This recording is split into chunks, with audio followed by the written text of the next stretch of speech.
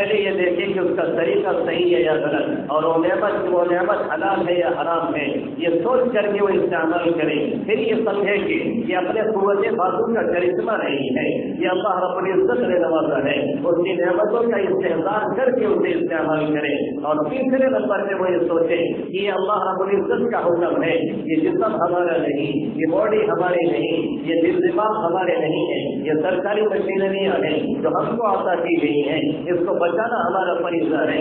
اللہ فرماتا ہے لِلَّهِ مَا فِي السَّمَاوَاتِ وَمَا فِي الْأَرْضِ لِلَّهِ مُلْكُ السَّمَاوَاتِ وَالْأَرْضِ. جو کچھ بھی ہے سب کچھ اللہ ہی کے لیے ہے، ملکن خلقن عبیدن، سارے کے سارے اسی کے ہیں، اسی کے مملوک ہیں، اسی کے مرزوق ہیں، اسی کے غلام ہیں، سب کے سب اسی کے تابع ہیں، سب کچھ اسی کا ہے. تو جو کوئی مسلمان کی چیز کرتا ہے، کوئی چیز استعمال کرتا ہے، ان تین باتوں کا دھیان رکھتا ہے، تین باتوں کا دھیان رکھنے کے بعد وہ استعمال کرتا ہے تو پھر وہ کام اس کا عبادت بن جاتا ہے. کھانے کے لیے اسے چیزوں کو فراہم کرنا ہے، اسے تجارت کرنی ہے، اسے نوکری کرنی ہے، اسے ملازمت کرنی ہے، اسے کوئی اور کام کرنا ہے.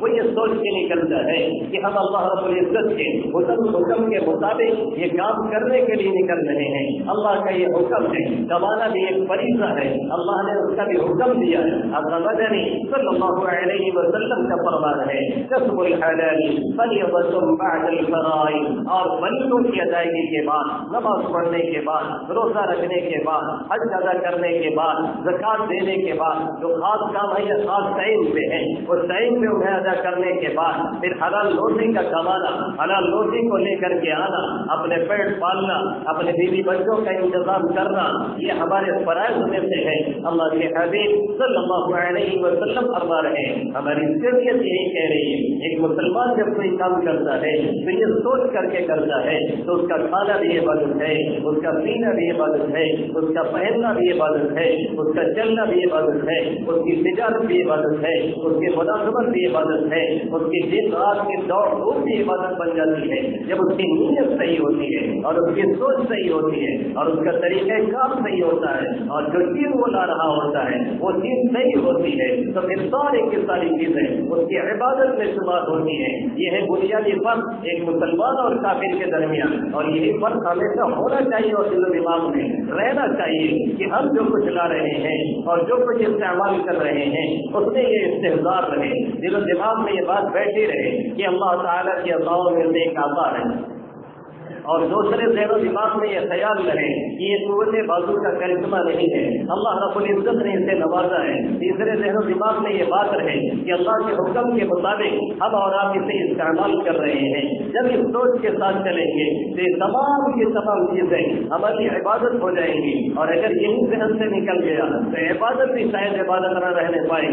یہ ایک نسخہ کیمیا ہے. بہت سے لوگ یہ سوال کرتے ہیں، بہت سے لوگ یہ پوچھتے ہیں کہ ذرا یہ بتائیے مولانا بزرگ کیسے بنا جائے، ذرا یہ بتائیے کہ یہ بزرگی آئے گی کیسے. ایک جگہ جاتا ہوں، ایک ڈاکٹر صاحب بڑے ڈاکٹر اکثر وہ سوال کرتے ہیں مولانا بزرگی کیسے آئے گی. ہم نے کہا بزرگی لانے کے لیے الٹے نہیں لٹکنا پڑتا ہے. جو بزرگ ہوتے ہیں وہ الٹے لٹک کر کے عبادت نہیں کرتے ہیں، وہ اپنے ذاتی نکاح تبدیل کر دیتے ہیں. ان کی سوچ بدل جاتی ہے، مستقل محنت کرتے کرتے، مستقل کوشش کرتے کرتے ان کی نیت صحیح ہو جاتی ہے. وہ جو کام کرتے ہیں اس میں دیکھ لیتے ہیں کہ اللہ کا حکم ہے کہ نہیں ہے، شریعت اجازت دے رہی ہے کہ نہیں دے رہی ہے. جو کچھ وہ استعمال کرتے ہیں اس میں یہ دیکھ لیتے ہیں وہ حلال ہے یا حرام ہے.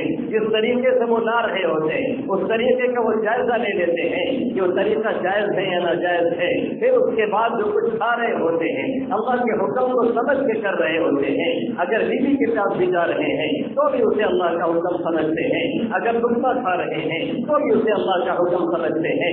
اگر پیٹ میں کوئی غذا ڈال رہے ہیں تو بھی اسے اللہ کا حکم سمجھتے ہیں. اگر اپنی باڈی لینگویج کو فٹ رکھنا چاہتے ہیں تو بھی اسے اللہ کا حکم سمجھتے ہیں. جب شروع میں اسلام اسلام کا زمانہ آیا تو صحابہ کرام میں سے بعض کو بہت زیادہ عبادت کرنے کا شوق تھا. حضرت عثمان ابن مظعون رضی اللہ تعالی یہ ساری رات تہجد پڑھتے, ساری رات تہجد چلتی رہتی اور پورے دن روزہ رکھتے.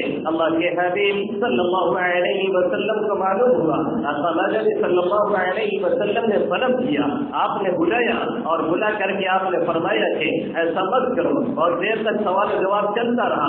آخر میں آقا مدنی صلی اللہ علیہ وسلم نے جو جملے فرمائے وہ ہمارے اور آپ کے لیے اور ان لوگوں کے لیے جو بزرگی کے تلاش میں نہ معلوم کیا کیا کر ڈالتے ہیں.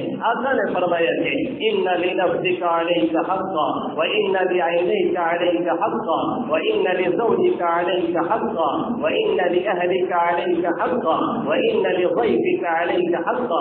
آقا مدنی صلی اللہ علیہ وسلم نے فرمایا اے عثمان سنو, تمہاری آنکھ کا بھی تمہارے اوپر حق ہے, اس لیے سونا بھی ضروری ہے, آرام کرنا بھی ضروری ہے, دل دماغ جو تھکے ہیں اس تھکاوٹ سے نکالنا بھی ضروری ہے. ان لضیفک ان لعینیک علیک حقا وان لنفسک علیک حقا. تمہاری باڈی کا بھی تمہارے اوپر حق ہے, جسم تھک رہا ہے اسے آرام دینا ہے, رات میں سویرے سونا, صبح سویرے اٹھنا, فٹنس کو صحیح رکھنا اور یہ نیت سے صحیح رکھنا کہ دشمن خدا ملے تو کام آئے, کہیں ضرورت پڑے تو کام آئے, کسی کمزور کا بوجھ اٹھایا جا سکے, کسی کمزور کے کام آیا جا سکے, زیادہ سے زیادہ عبادت کی جا سکے. اس نیت سے سویرے سو جانا کہ سویرے اٹھ کر کے فجر پڑھیں گے, تہجد پڑھیں گے, اللہ سے فریاد کریں گے, لوگوں کے لیے, اپنے لیے, اپنے خاندان والوں کے لیے, امت مسلمہ کے لیے. یہ سونا بھی عبادت ہے. پوری رات ہم سوتے رہے, پوری رات خراٹے لیتے رہے, پوری رات خواب غفلت میں پڑے رہے, لیکن پوری رات ہماری عبادت میں درج ہوتا رہا اور ثواب پہ ثواب لکھا جاتا رہا.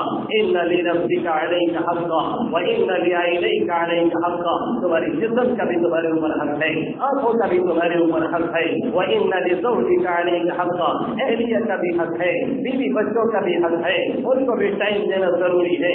یہ نہیں کہ صوفی لٹک بن گئے اور دن بھر تصویر لے کر کے کونے میں بیٹھے ہیں, یہ طریقہ بھی غلط ہے. کچھ لوگ یہ طریقہ اپنائے ہوئے ہیں, ایسا لگتا ہے کہ راہب ہے, ایسا لگتا ہے کہ پادری ہے, ایسا لگتا ہے کہ دنیا سے کوئی مطلب ہی نہیں. یہ طریقہ بھی شریعت کے خلاف ہے. اور کچھ اتنے آگے بڑھ گئے ہیں کہ پلٹ کر کے نماز تک کی فرصت نہیں ہے, پلٹ کر کے روزے تک کی فرصت نہیں ہے, پلٹ کر کے 2 صفات نماز کی بھی فرصت نہیں ہے. یہ طریقہ بھی غلط ہے. وہ دونوں طریقوں سے لے کے چلتا ہے, پیروں کو برابر رکھتا ہے, اعتدال پہ رہتا ہے. ان لنفسک علیک حقا وان لزوجک علیک حقا وان لاہلک علیک حقا وان لضیفک علیک حقا. جو مہمان آ رہا ہے اس کا بھی حق بن رہا ہے, اسے بھی ٹائم دینا ہے, اس کے بھی خاطر بات کرنا ہے, اس کا بھی خیال کرنا ہے, اس کی بھی خیریت پوچھنا ہے, اس کے بھی وقت تھوڑی دیر, اس کے بھی وقت پاس تھوڑی دیر ٹائم دینا ہے اور تھوڑی دیر بیٹھ کر کے اس سے بھی بات چیت کرنا ہے. یہ نہیں کہ مہمان آگے بیٹھا ہوا ہے اور آپ نفل پہ نفل بھاجے چلے جا رہے ہیں, تصویر پہ تصویر چل رہی ہے اور کہہ رہے ہیں کہ ہم عبادت کر رہے ہیں. اب اس وقت کی عبادت یہ ہے کہ اس کی مزاج پرسی کی جائے, اس کے خاطر مدارات کی جائے, اس کی خیریت لی جائے. یہ اللہ کے حبیب صلی اللہ علیہ وسلم کا فرمان ہے. ایک مسلمان جو کام کرے اس نیت سے کرے, یہ سوچ کے ساتھ کرے تو سارا کام اس کا عبادت ہے. یہی نہیں, اللہ کے حبیب صلی اللہ علیہ وسلم نے فرمایا ایک گھوڑا اگر انسان پلتا ہے, ایک مسلمان اگر گھوڑا بھی خریدتا ہے اور اس نیت سے خریدتا ہے, جہاد ہوگا اس میں کام دے گا, کوئی اور دین کا کام آئے گا اس میں کام دے گا, ہم اسے لے کر کے جائیں گے, اس کے ذریعے سے وہ کام پورا کریں گے. زندگی میں کبھی ضرورت نہ پیش آئے, لیکن گھوڑا جو خاص کرتا ہے, گھوڑا جتنی دوری میں دوڑتا اور ٹہلتا ہے اور اس کے رسی کو اگر لمبا کر دیا ہے, جتنے دوری میں وہ چلتا ہے اور ٹہلتا ہے اور اس کے بعد جو لیڈ اور گوبر کر رہا ہے وہ بھی نام اعمال میں تولا جائے گا, اس کا بھی ثواب ہمیں اور آپ کو دیا جائے گا. آپ کہیں کہ گھوڑے اب نہیں ہیں, تو گھوڑے نہیں ہے تو گاڑیاں تو ہیں, بائک لے رہے ہیں, اس نیت سے لیجیے. کہیں ضرورت پڑ گئی جہاز میں تو ہم اسے لے کر کے انشاءاللہ نکلیں گے. کوئی مریض اور بیمار اور لاچار ہے, کوئی پہنچانے والا نہیں مل رہا ہے, کوئی سواری نہیں مل رہی ہے, ہم اپنی سواری سے اس کا انتظام کر دیں گے. زندگی میں کبھی یہ کام نہ دیں, لیکن پھر بھی ہمیشہ جو پیٹرول ڈلائیں گے اور جو اس میں جو خرچہ لگے گا ہمیشہ عبادت میں لکھا جائے گا. زاویہ نگاہ بدلنے کا نام عبادت ہے, سوچ کے بدلنے کا نام عبادت ہے. ان لنفسک علیک حقا وان لعینیک علیک حقا وان لزوجک علیک حقا وان لضیفک علیک حقا. یہی فرما رہے اللہ کے حبیب صلی اللہ علیہ وسلم او محیایا، تمہاری زندگی بھی اللہ کے لیے ہونی چاہیے، اور آخری جملہ آیا او مماتی للہ رب العالمین، میرا مرنا بھی اللہ رب العالمین کے لیے۔ اس کا کیا مطلب ہے؟ اس کا مطلب یہ ہے کہ ذہن و دماغ میں یہ بیٹھا لے کہ موت کا ایک وقت متعین ہے، ایک ٹائم اس کا فکس ہے، موت کا وقت اٹل ہے، باقی کوئی اٹل نہیں ہے، سب کو جانا ہے، کوئی کتنی اٹل بنتا ہو لیکن موت کا ہے بھی پنجہ آ کر کے سب کو بے اٹل کر کے ثابت کرتا ہے۔ وہی جلمنی ہے تو انشبت ابصارها الفیت کل تباہیما غیر محولی، جب موت کا ہی پنجہ اپنا پنجہ کسی پہ گھروتا ہے تو سورے ثابت گنڈے میں کار ثابت ہوتے ہیں۔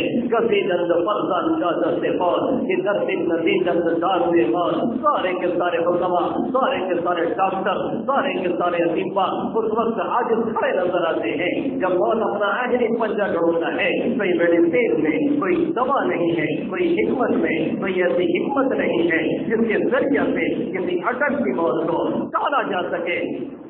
صرف اور صرف اگر اٹل کوئی چیز ہے تو خدا ہی فیصلہ ہے، یہ ذہن و دماغ میں رکھا جائے اور یہ سمجھا جائے کہ اس کا ٹائم فکس ہے۔ ان چل اللہ اذا شاء لا يؤخر لو كنتم تعلمون، اللہ کا اٹل فیصلہ جب آتا ہے ایک سیکنڈ کے لیے مؤخر نہیں ہو سکتا۔ تو آج کے لوگ اسے سمجھتے اور کسی اور سے کمنٹ دینے سے پہلے یہ بھی سوچ لیتے کہ ہمیں بھی جانا ہے، ہمیں بھی ایک دن چھوڑ دینا ہے، ہمیں بھی ایک دن خیر بات کہنا ہے۔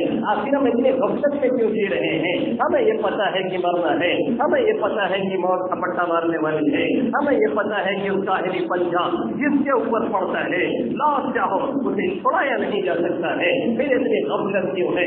یہی اٹل ہے، باقی کوئی اٹل نہیں ہے۔ فَإِذَا جَاءَ أَجَلُهُمْ لَا يَسْتَأْخِرُونَ سَاعَةً وَلَا يَسْتَقْدِمُونَ، اللہ کا یہ فیصلہ جب آنے کو ہوتا ہے ایک سیکنڈ کے لیے آگے اور پیچھے نہیں ہوتا ہے۔ یہ ذہن و دماغ میں بیٹھایا جائے اور یہ سوچ لیا جائے کہ ٹائم فکس ہے، اس لیے کوئی ایسی کارروائی اپنے جسم میں نہیں کی جا سکتی جس سے موت کو دعوت دی جا رہی ہو۔ اللہ کے حبیب صلی اللہ علیہ وسلم نے منع فرمایا، احادیث منع کر رہی ہے، قرآن کی آیت سمجھا رہی ہے کہ ٹائم فکس ہے، ہم اور آپ فیصلہ کرنے والے نہیں ہیں، اسی لیے خودکشی جائز نہیں ہے، اسی لیے بھوک ہڑتال جائز نہیں ہے، اسی لیے کوئی ایسا کام جائز نہیں ہے جو باڈی لینگویج کو واضح طور پہ نقصان پہنچا رہا ہو، کھلے طور پہ نقصان پہنچا رہا ہو، ایسی چیز کا استعمال بھی جائز نہیں ہے۔